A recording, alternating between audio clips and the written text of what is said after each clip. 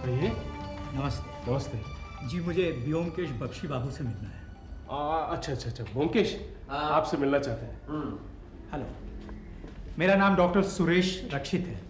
मेरे एक मरीज़ हैं, दाईं तरफ लकवा मार गया है, वो आपसे मिलना चाहते हैं। आप ना कहिएगा व्योमकेश बाबू, कम से कम एक बार ज़रूर चलिए, वरना उनका बुरा हाल है। आप उनसे मिलकर अगर उन्हें ढारस देंगे तो शायद वो जी उठेंगे, वरना उनका बचना बहुत मुश्किल है। लेकिन ब्योमकेश कोई बात नहीं, कोई बात नहीं। बैठिए बैठिए, बताइए क्या बात है। 3 महीने पहले लकवा मारा था। शुरू में हालत बहुत ख़राब थी, अब कुछ ठीक है, लेकिन ब्लड प्रेशर अब भी ज़्यादा है। वैसे दिमाग की हालत सही सलामत है। क्या आप उनके डॉक्टर हैं? जी हाँ, अच्छा। मैं उनका किराएदार भी हूँ, नीचे रहता हूँ, और उनका फैमिली डॉक्टर भी। अच्छे खाते पीते पैसे वाले लोग हैं, महाजनी का धंधा है। बिशुपाल का नाम आपने शायद सुना होगा। शिशुपाल? शिशुपाल नहीं, बिशुपाल। वैसे कुछ लोग उन्हें शिशुपाल भी कहते हैं, पता नहीं क्यों। वो सूदखोर महाजन ज़रूर है, लेकिन अर्ध पिशाच नहीं। खास करके पिछले 3 महीने से, जब से उन्होंने खाट पकड़ी है, बहुत ही बेसहारा महसूस कर रहे हैं। लेकिन मैं क्या कर सकता हूँ, मैं कोई डॉक्टर थोड़ी हूँ। बात असल में ये है कि बिशुपाल से एक आदमी ने रुपया उधार लिया है। उसका नाम है अभय घोषाल। दरअसल वो बहुत ही बदमाश और गुंडा किस्म का आदमी है। अपनी तकलीफ में उसने बिशुपाल से बहुत सारा रुपया लिया और अब वापस नहीं कर रहा है। बिशुपाल ने उसके ऊपर काफ़ी दबाव डाला, तो अभय ने धमकी दी कि फिर रुपया मांगा तो वो उसका खून कर देगा, और तभी से इनको लकवा मार गया, और अब पिछले 3 महीने से खाट पर पड़े हैं। भाई, कोई अगर पक्की ठान ले कि वो बिशुपाल का खून करके ही चैन की सांस लेगा, तो उसे तो रोकना शिवजी की बस की बात ही नहीं। लेकिन अगर आप कहते हैं कि मुझसे मिलने के लिए वो व्याकुल हैं, तो जरूर मिलूंगा। अरे इस दुनिया में क्या, अगली दुनिया में भी महाजन को हाथ में रखना अक्लमंदी का काम है। क्यों? बिल्कुल बिल्कुल। सही कह रहे हैं आप। बहुत बहुत धन्यवाद। ये रहा हमारा पता। कब आ रहे हैं आप? ये तो जगह काफी नजदीक है, एमहर स्ट्रीट के पास ही है। जी हाँ। आज शाम को 5 बजे ठीक रहेगा? हाँ ठीक है। जी हाँ, बिल्कुल। अच्छा। हम आपका इंतजार। अच्छा अच्छा, thank you very much. Okay, नमस्कार। आइए आइए। आइए आइए आइए, प्लीज आइए।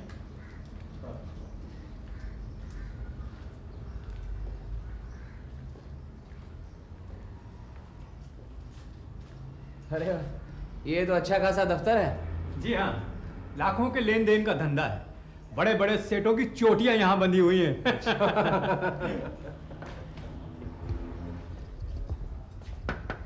कौन है?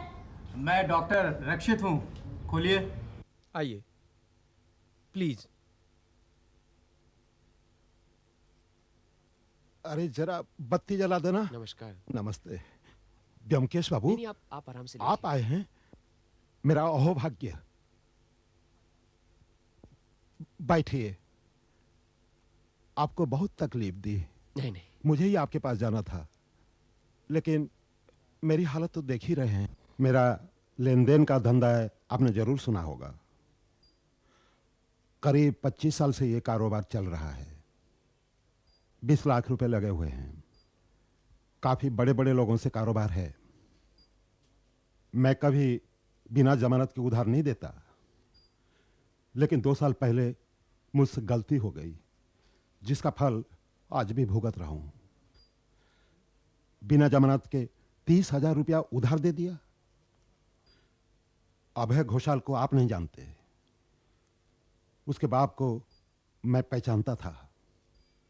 बहुत ही भले सज्जन थे, काफी धन दौलत कमाया था। उनके साथ मेरा थोड़ा बहुत लेन देन भी था। सचमुच ही वो हीरा आदमी थे।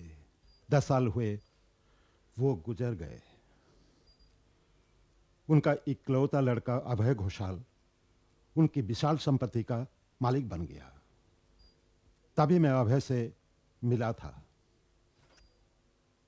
उसके पिता के गुजर जाने के बाद उसके बारे में 2-4 अफवाहें सुनी थीं। सोचा पिता की दौलत मिलने पर सभी लड़के ही शुरू में कुछ बिगड़ते हैं, बाद में फिर सब ठीक हो जाते हैं। ऐसा बहुत देखा है। 2 साल पहले की बात है। अभय घोषाल को भूल ही गया था। तब एकाएक एक दिन अभय घोषाल मेरे पास आया। उसे देखकर दंग रह गया। इतना सुंदर सुपुरुष।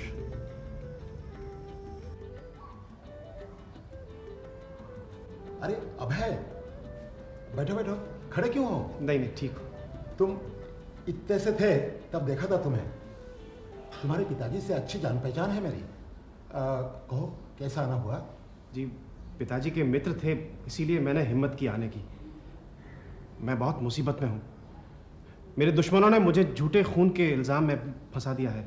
अरे मैं बड़ी मुश्किल से ज़मानत का इंतज़ाम करके आपके पास आया हूँ। मुकदमा चलाने के लिए मुझे 30,000 रुपया चाहिए। आप अगर मुझ पर ये दया कर दें तो आपका ये उपकार मैं ज़िंदगी भर नहीं भूलूंगा। मैं मुकदमा जीतूंगा, इसमें ज़रा भी शक नहीं। और मुकदमे का फैसला होते ही आपका सारा रुपया मैं सूद समेत चुका दूंगा। नहीं नहीं नहीं, कोई बात नहीं, परेशान ना हो, मैं रुपया दूंगा। जमानत क्या दे रहे हो? अपनी जायदाद का कोई कागज लाए हो? कुछ मत पूछिए। इस मामले में मैं इतनी बुरी तरह फंसा हूं कि क्या करूं कुछ समझ में नहीं आता। मेरे अपने 60-70 हजार रुपए निकल गए हैं। बस अब आप ही का सहारा है। आप यकीन नहीं करेंगे, मैं बिशुपाल बिना जमानत लिए सिर्फ एक हैंड नोट लेकर किसी को 30,000 रुपया दूंगा, लेकिन मैंने दिए। लड़के ने मुझ पर जादू कर दिया था। इसके बाद अभय घोषाल का केस अदालत में आया। क्योंकि मैंने रुपए दिए थे, मैंने केस की प्रगति को दिलचस्पी से पढ़ने लगा। तब पता चला कि अभय घोषाल ने अपने बाप की जायदाद करीबन सब उड़ा दी है। ऐसा कोई नीच काम नहीं है जो अभय घोषाल ने ना किया हो। कितनी लड़कियों की जिंदगी बर्बाद कर दी, उसका कोई हिसाब नहीं। एक अच्छे घर की लड़की को फुसलाकर उसके घर से भगा लाया था और 1 साल के अंदर ही जहर देकर मार डाला। इसी मुकदमे के लिए मुझसे रुपया लिया था। एक दिन मुकदमे के दौरान मैं अदालत में उससे मिलने गया। देखा अदालत के कटघरे में खड़ा है जैसे कोई खूंखार भेड़िया हो। उसे देखकर तो मैं डर ही गया। कहां उधार दे बैठा मैं। खैर, केस का फैसला हुआ। कानूनी दांव पेंच की वजह से अभय घोषाल केस जीत गया। उसके खिलाफ खून का कोई सबूत नहीं मिला। उसके बाद 1 और साल बीत गया। मैंने अभय के ऊपर बराबर निगरानी रखी थी। तब पता लगा बचा खुचा जो कुछ भी है उसे भी बेचने के चक्कर में है। ये आखिरी जायदाद अगर बिक गई फिर उसे पकड़ पाना मुश्किल है। सारे रुपए मारे गए समझो। मैंने रुपयों के लिए तकाजा करना शुरू किया। कई चिट्ठियां दी, कोई जवाब नहीं। फिर मैं खुद उसे मिलने गया। हम महाजन लोग खरी खरी सुनाने में उस्ताद हैं। सोचा चुन चुन कर ऐसी सुनाऊंगा जिससे उसके आत्मसम्मान को चोट पहुंचे। मुझे लगा इस तरकीब से मेरा काम बन जाएगा। आज से 3 महीने पहले की बात है। एक गुरखा को लेकर उसके घर गया। अपने कमरे में अकेला वो कुर्सी पर बैठा था। मुझे देखकर कुर्सी से उठा भी नहीं। दूसरी तरफ देखने लगा जैसे कोई बकवास आदमी घुस आया हो, लेकिन मैंने भी नहीं छोड़ा। आधे घंटे तक उसके सारे खानदान की ऐसी की तैसी की। उसने मेरी तरफ मुड़कर गुस्से से देखा। गजब की डरावनी आंखें थीं। उसने एक बात भी नहीं कही, लेकिन उसकी हिकारत भरी आंखों से ऐसा लग रहा था जैसे वो मुझे जान से मार डालेगा। जो शख्स एक बार खून करके बच गया, उसे तो खून करने की आदत पड़ जाएगी। डर के मारे मैंने कुछ नहीं कहा और नहीं रुका। फौरन वहां से जान बचाकर घर भाग आया। घर आकर कपकपी के साथ तेज बुखार आया। कपकपी नहीं रुकती थी। मैंने डॉक्टर को बुलाया। डॉक्टर ने दवा देकर किसी तरह कपकपी बंद की।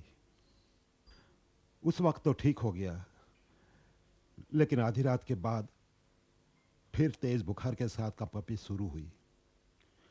बड़े डॉक्टर को बुलाया। डॉक्टर ने कहा स्ट्रोक हुआ है, दोनों पैरों को लकवा मार गया है। तब से बिस्तर में पड़ा हूं, लेकिन दिल बेचैन रहता है। डॉक्टरों ने कहा कि जान को कोई खतरा नहीं है, लेकिन मौत का डर नहीं जा रहा है। अभय घोषाल मुझे नहीं छोड़ेगा। मैंने घर से निकलना बंद कर दिया है। दरवाजे पर गुरखा का पहरा बिठवा दिया है, तब भी भरोसा नहीं रहा। अब आप ही बताइए ब्योमकेश बाबू, मैं क्या करूं?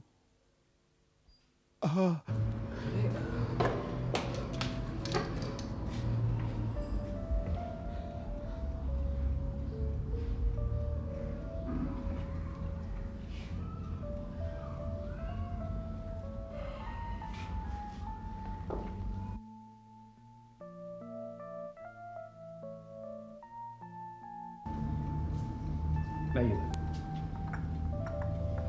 ये लीजिए।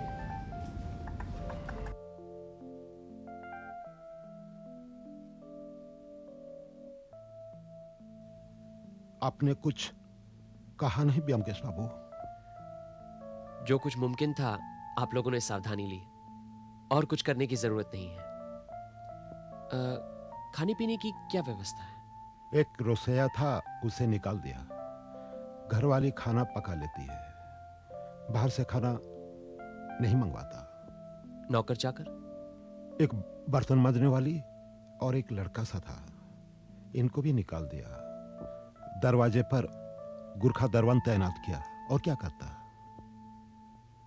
अच्छा ये बताइए, आपका धंधा कैसे चल रहा है? मुनीम काम देखता है।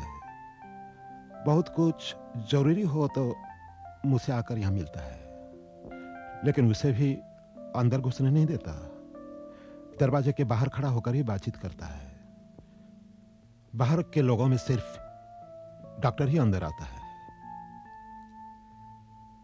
ठीक है, और क्या करना है ये तो अब ध्यान में नहीं आ रहा। क्या अभय घोषाल सचमुच आपको मारना चाहता है? हाँ हाँ ब्योमकेश बाबू, हाँ। मेरी अंतरात्मा को यकीन हो गया कि वो मेरा खून करके ही सांस लेगा। नहीं तो बताइए, मुझे इतना डर क्यों लग रहा है? कलकत्ता शहर कोई डाकुओं का जंगल तो नहीं है। वो तो ठीक है, लेकिन इस तरह कितने दिन जिएंगे? यही तो परेशानी है। इस तरह से कितने दिन चलेगा? इसलिए तो मैं आपकी मदद मांग रहा हूं। आप ही कोई रास्ता निकालिए। ठीक है, सोचकर देखता हूं, अगर कुछ ध्यान में आया तो जरूर बताऊंगा। अच्छा चलते।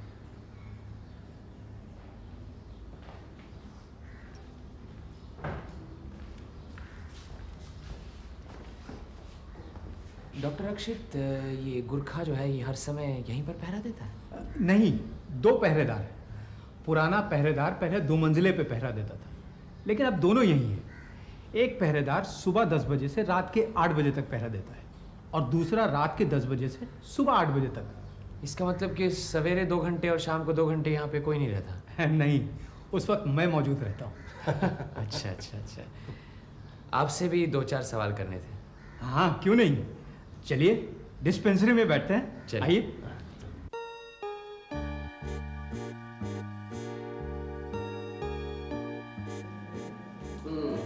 अच्छा खासा जमा कर रखा है। रखना ही पड़ता है व्योमकेश बाबू, आपको तो मालूम है जमा कर नहीं रखेंगे तो जमी हुई आमदनी नहीं आएगी। कितने दिनों से प्रैक्टिस कर रहे हो? यहाँ कोई 3 साल से, इसके पहले शहर के बाहर कस्बे में था। अच्छी चल रही है? क्यों? बस ठीक है, 3-4 घरों का फैमिली डॉक्टर हूँ, धीरे धीरे प्रैक्टिस बढ़ रही है। अगर विशुपाल बाबू को अच्छा कर सका तो। अरे आप लोग बैठे ना प्लीज।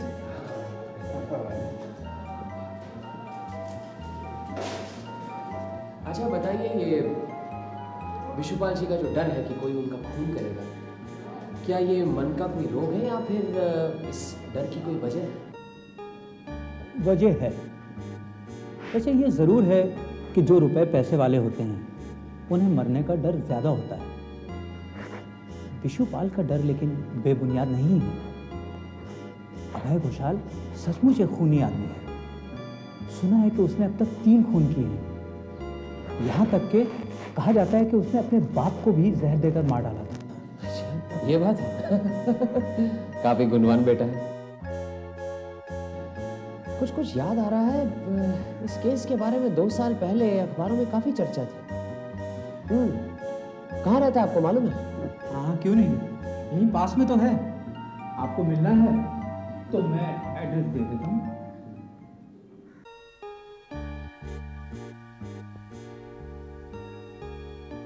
यही मकान लगता है। हाँ? दरवाजा तो खुला है। मैं अंदर आ सकता हूँ? मेरा नाम ब्योमकेश बख्शी है, मेरे साथ अजीत बैनर्जी मेरे साथी हैं। नमस्ते। सत्यान्वेषी ब्योमकेश बख्शी, ये तो मेरे सौभाग्य की बात है। आइए आइए, बताइए क्या बात है। मुझे नहीं लगता हाल ही में मुझसे कुछ गंदा काम हुआ है।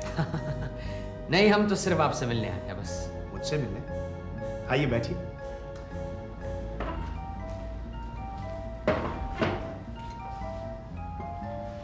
तो मैं भी एक नुमाइशी चीज हूं। आप अपनी मर्जी से यहां आए हैं या किसी ने आपको भेजा?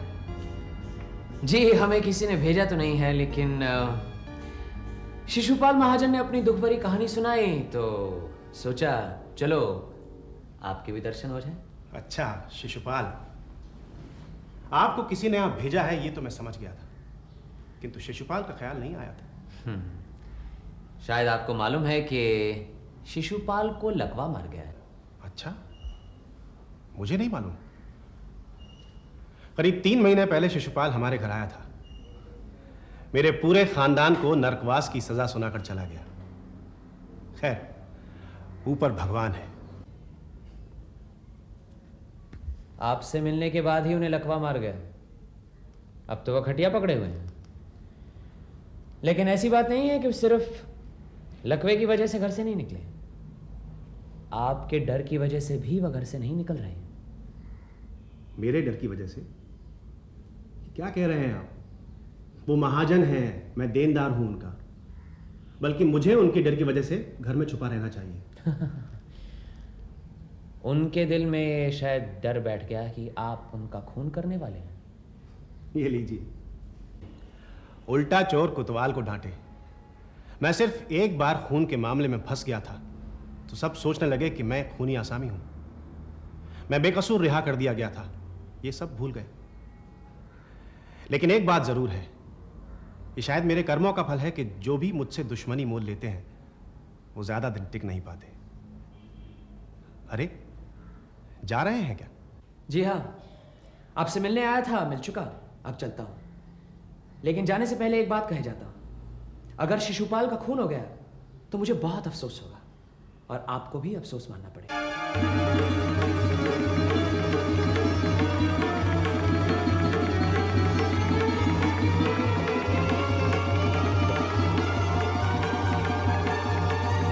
चलो जी।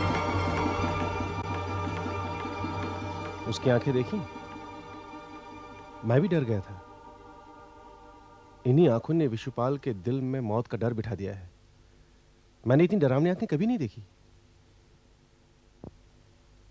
देखो, टैक्सी खड़ी है, चलो इसी में चलते हैं। टैक्सी!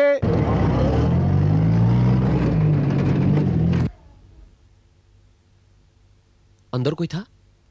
गौर नहीं किया। टैक्सी वाला हमारी तरफ देख रहा था, तभी मुझे लगा कि टैक्सी खाली है। हो सकता है पीछे कोई बैठा हो। लगता कोई हमारा पीछा कर रहा है। कौन हो सकता है? डॉक्टर रक्षित के अलावा और तो किसी को मालूम नहीं कि हम यहाँ आने वाले हैं। लेकिन क्यों? किस मकसद से हमारा कोई पीछा करेगा? ये तो कहना मुश्किल है। शायद हम यूं ही सर खपा रहे हैं। कोई आगंतुक टैक्सी में बैठा होगा, किसी वजह से टैक्सी रोकती होगी और फिर अपने काम पर चल दिया होगा, हैं?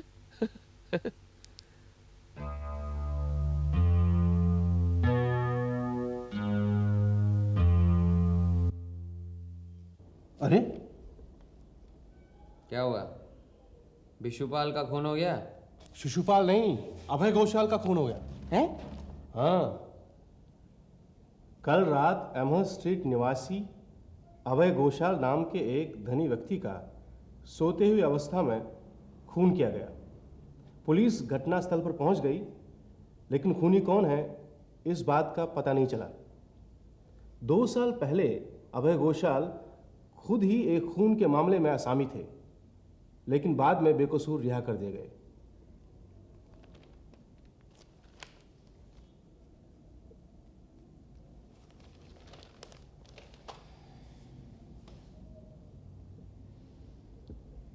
कल शाम को 5 बजे ही तो मिले थे उससे। हंसता मुस्कुराता हुआ बातें कर रहा था, तो फिर ये अचानक क्या हुआ? हाँ, कह जरूर रहा था कि उसके बहुत दुश्मन हैं। हो सकता है उस टैक्सी में उसी का कोई दुश्मन हो, ताक लगाए बैठा हो। हमारे जाने के बाद अंदर जाकर उसका खून कर दिया। या फिर उस टैक्सी में डॉक्टर रक्षित भी तो हो सकता था। डॉक्टर रक्षित अभय घोषाल का खून क्यों करेगा?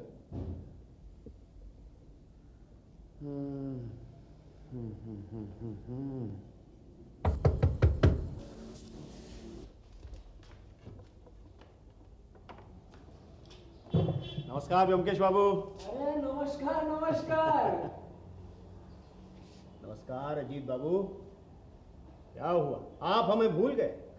अरे नहीं नहीं, भूलेंगे कैसे? लेकिन अचानक 10 साल बाद। आइए आइए आइए। कहिए, आजकल कहाँ है? बस यही हेमस्ट स्ट्रीट थाने में इंचार्ज हूँ। हेमस्ट स्ट्रीट? हाँ। आज के अखबार में पढ़ा है आपके इलाके के किसी अभय घोषाल का खून हो गया। आप उसे कैसे पहचानते थे? भाई, पहचानता तो नहीं हूं, लेकिन कल शाम को करीब 5 बजे हम उससे मिले। आप उससे क्यों मिलने गए थे? पहले आप बताइए, आपका यहाँ का आना कैसे हुआ, फिर मैं बताता हूँ। बैठिए। चलिए, पहले मैं ही बताता हूँ। दरअसल मैं अभय घोषाल के खून के मामले में ही आपसे मिलने आया था। अच्छा। पुलिस की पहले से ही उस पर नज़र थी, लेकिन वो शराफत की चादर ओढ़े घूमता रहता था। लेकिन उससे बड़ा शैतान हमारे इलाके में शायद ही कोई और होगा। न जाने कितनी ही औरतों को उसने बर्बाद किया, उसका कोई हिसाब नहीं। उसकी अपनी एक औरत भी थी, यकायक वो गुजर गई। उसने कहा कि उसे दिल का दौरा पड़ा था। फिर किसी दूसरी औरत को भगा लाया, उसके आदमी ने उसे तलाक दे दिया। फिर उस औरत ने अभय घोषाल पर जोर दिया कि वो उससे शादी करे। लेकिन उसने उसे भी जहर देकर के मार डाला। पुलिस ने अभय घोषाल को गिरफ्तार कर लिया। मामला अदालत में चला गया। सेक्शन 302 का मामला था, आर या पार। लेकिन वहां भी उसका अपराध साबित नहीं हुआ और वो निरपराध बरी हो गया। अजीत बाबू, कलकत्ता शहर में ही कम से कम 10 लोग ऐसे हैं जो उसे हमेशा के लिए हटा देने पर बहुत खुश होंगे। हाँ, वो तो है ही। इंस्पेक्टर सरकार, कल रात की घटना के बारे में तो आपने कुछ बताया नहीं। हाँ, कल रात अभय घोषाल की नौकरानी ने आकर हमें खबर दी कि अभय घोषाल का खून हो गया है। घटनास्थल पर हमने जाकर के छानबीन की तो पता चला कि अभय घोषाल की माली हालत ठीक नहीं थी। अकेला रहता था, बस एक नौकरानी थी जो उसकी देखभाल करती थी। नौकरानी से हमने पूछताछ की तो उसने बताया कि करीब 9 बजे अभय घोषाल खाना वाना खा करके अपने कमरे में आराम करने के लिए चला गया था। नौकरानी ने उसके बाद घर का सारा काम निपटाया और उसके कमरे में दरवाजे खिड़कियां बंद करने के लिए गई तो उसने देखा कि अभय घोषाल का खून हो चुका है। हमने नौकरानी को गिरफ्तार कर लिया, लेकिन किसने खून किया है ये अभी तक पता नहीं चला है। अभय घोषाल के जितने भी दुश्मन थे जिन्होंने उसके खिलाफ अदालत में गवाही दी थी, उन सब के बयानात भी हमने लिए, उन सब से पूछताछ भी की, लेकिन उनमें से कोई भी मुजरिम साबित नहीं हुआ। ये था अभय घोषाल के मामले का आज का खुलासा। अब आप बताइए, आप अभय घोषाल के बारे में क्या जानते हैं? मुझे कुछ मालूम है, ये आपको कैसे पता चला? छानबीन के दौरान अभय घोषाल की बैठक की टेबल से ये एक कागज का टुकड़ा मिला है। टेढ़ी मेढ़ी कुछ लाइनें लिखी हैं, उसके बीच में ये आपका नाम लिखा है। मैंने सोचा आप इस मामले पर कुछ रोशनी डाल सकेंगे, इसीलिए आपसे मिलने चला आया। चलो अच्छा किया, मुझे जो कुछ मालूम है मैं आपको बताता हूँ। व्योमकेश बाबू, आपकी बातचीत से लगता है कि दाल में कुछ काला है। शिशुपाल का इसमें क्या मकसद हो सकता है? मेरे तो कुछ समझ में नहीं आ रहा। वो तो पंगु है, आपको क्या लगता है? फिलहाल तो कुछ कह नहीं सकता। अभय घोषाल की मृत्यु कितने बजे हुई थी? पुलिस सर्जन की रिपोर्ट के मुताबिक यही करीब 9 बजे के बाद और 12 बजे से पहले। मेरे ख्याल से हमें इस बात की जांच करनी चाहिए कि शिशुपाल असल में पंगु है या नहीं। चलिए यही सही, और कोई नहीं मिलता है तो इस शिशुपाल को टटोल कर देखते हैं। मैं आपका टेलीफोन इस्तेमाल कर सकता हूँ? जरूर जरूर कीजिए ना। हेलो, मैं इंस्पेक्टर सरकार बोल रहा हूँ। डॉक्टर बोस हैं? हाँ डॉक्टर साहब नमस्कार। डॉक्टर साहब, मैं सोच रहा था कि हम अपनी तरफ से एक बार शिशुपाल का मुआयना कर लें, वो वाकई में लकवाग्रस्त है भी या नहीं।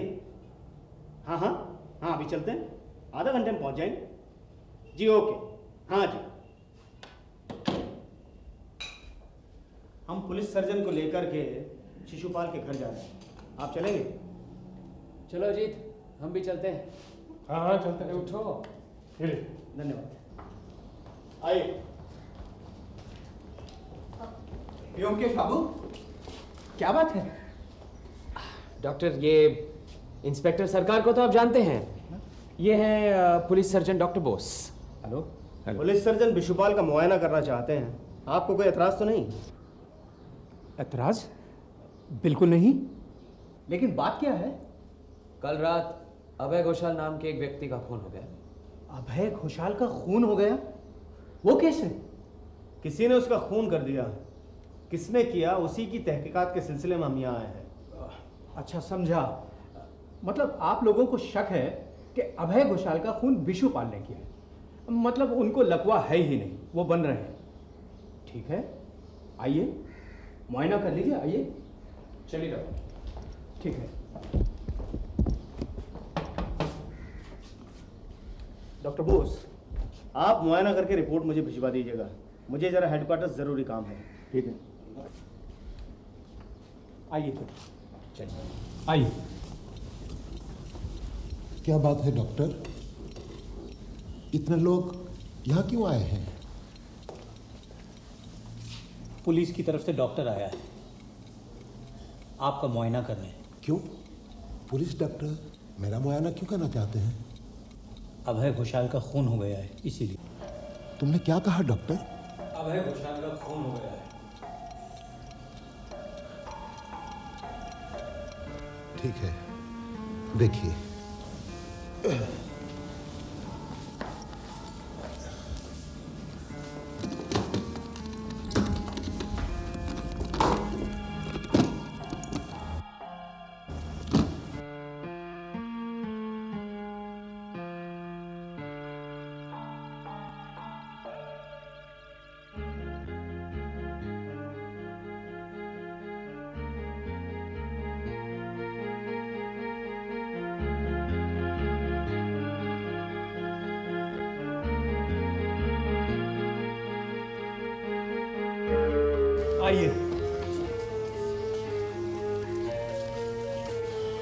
जांच कर लिया आपने? क्या लगता है, ठीक हो जाएंगे? ठीक हो सकते हैं। आप अच्छी देखभाल कर रहे हैं। धन्यवाद। अच्छा व्योमकेश बाबू, मैं जरा अंदर। हाँ जरूर। नमस्कार।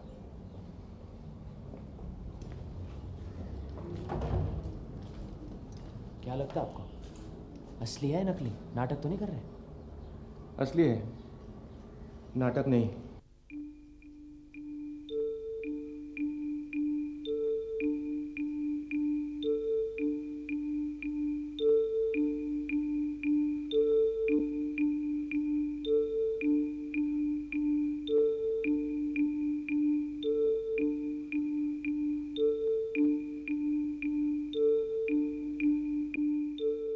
डॉक्टर असीम सेन का नंबर याद है तुम्हें?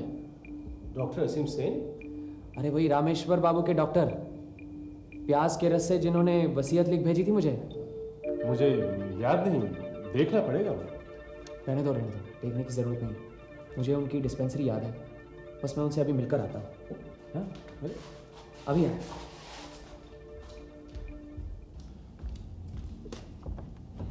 अरे चलो चलो चलो, जल्दी चलना है। कहाँ?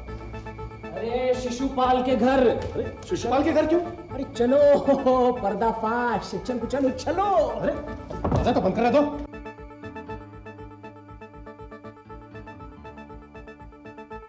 खूब खेल दिखाया शिशु बाबू। क्या कह रहे हैं आप? डॉक्टर रक्षित को भी अपने खेल में शामिल कर लिया। अगर वो ना होते तो शायद आपको इस खेल में सफलता नहीं मिलती, लेकिन मुझे क्यों लपेटा? आपकी तरफ से साक्षी बनूंगा इसलिए।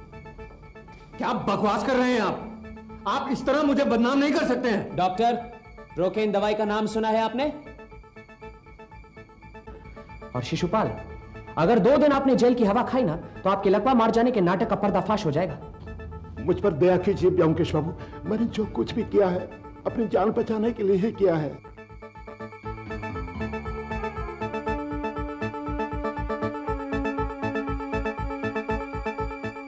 क्या होगा?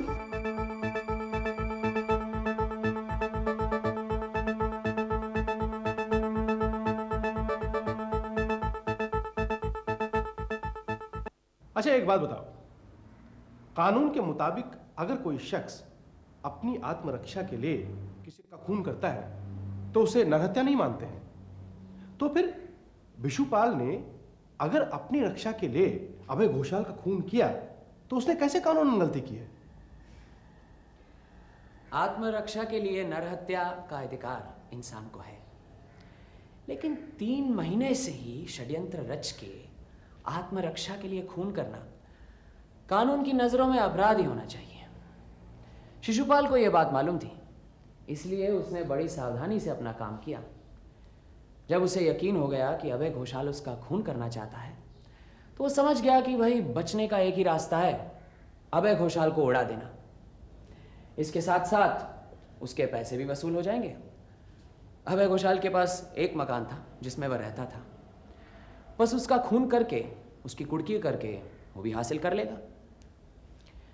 अब खून करने के मामले में शिशुपाल के पास एक सहूलियत थी। वो तो ये बात जानता था कि अभय घोषाल उसका खून करना चाहता है, लेकिन अभय घोषाल यह नहीं जानता था कि शिशुपाल भी उसको मारना चाहता है। इसलिए अभय घोषाल अपनी हिफाजत के लिए सावधानी नहीं बरत सका, जो कि शिशुपाल ने कर रखी थी। फिर शिशुपाल ने अपनी प्लानिंग शुरू कर दी। उसी के मकान के नीचे डॉक्टर रक्षित किराएदार थे। अभी डॉक्टर रक्षित की डॉक्टरी कुछ अच्छी खासी चल नहीं रही थी, वो अपना किराया भी नहीं दे पाता। उन्होंने डॉक्टर को अपना प्लान बताया। डॉक्टर रक्षित के पास कोई चारा नहीं था, वो राजी हो गए। फिर शिशुपाल ने अपने पैसों से डॉक्टर रक्षित की डिस्पेंसरी सजा दी, ताकि लोग ये ना समझे कि कोई घोड़ा डॉक्टर है। फिर शिशुपाल ने लकवा मार जाने का ड्रामा किया। उनका घर से निकलना बंद हो गया और उन्होंने दरवाजे पर एक गुरखा पहरेदार रखवा दिया। आजकल डॉक्टरी विद्या की काफी तरक्की हो चुकी है। पहले यह होता था कि ऑपरेशन के पहले मरीज को क्लोरोफॉर्म देकर बेहोश किया जाता था, लेकिन आज इसकी जरूरत नहीं पड़ती। प्रोकेन नाम की एक दवाई है। अगर रीढ़ की हड्डी की किसी खास जगह पर प्रोकेन का इंजेक्शन दिया जाए तो मरीज का कोई विशेष अंग बेहोश किया जा सकता है। अब डॉक्टर रक्षित ने यही किया। प्रोकेन के इंजेक्शन द्वारा शिशुपाल के दोनों पैरों को बेहोश कर दिया। फिर बाहर से किसी बड़े डॉक्टर को बुलवाया। बड़े डॉक्टर ने कहा, भाई इन्हें लकवा मार गया, बस काम बन गया। अब खास बात यह है कि प्रोकेन का असर जो है वो 4-5 घंटे रहता है, उसके बाद अंग नॉर्मल हो जाता है।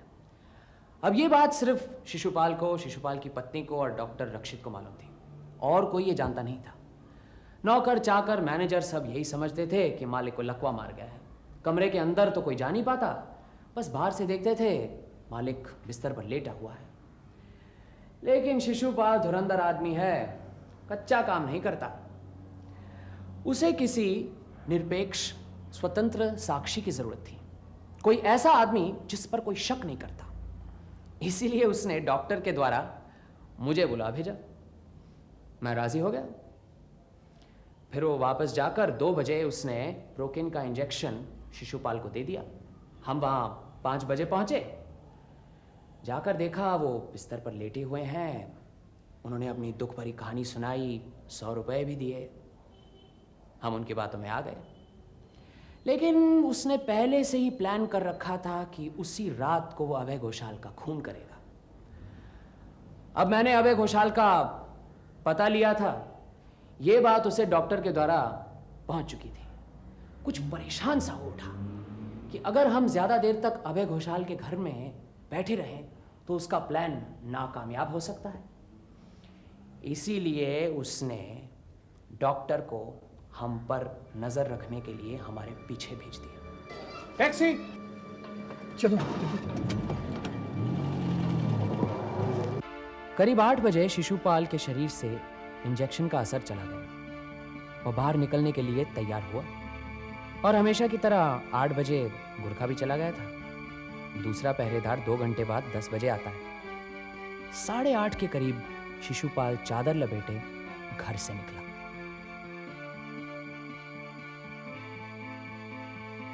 रात 9 बजे खा पीकर अभय घोषाल सोने चला गया। सदर दरवाजा खुला ही रहता है।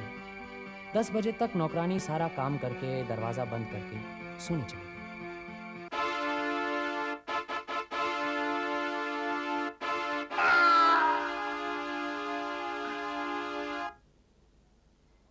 मुझे तो शक तब हुआ जब उन्होंने मुझे 100 रुपए दिए। अरे सूदखोर महाजन इतनी आसानी से पैसे नहीं उड़ाता। फिर जब अखबार में पढ़ा कि अभय घोषाल का खून हो गया है तो मेरा शक और भी मजबूत हो गया। मैं जान गया कि ये लकवा सब नाटक है। अब अगर डॉक्टरी की जानकारी होती तो शायद सब समझ पाता। लेकिन फिर डॉक्टर असीम सेन से मिला और एक पल में सारी बातें साफ हो गई। जो भी हो, मैंने पुलिस को इत्तला कर दी है। अब वो जाने और शिशुपाल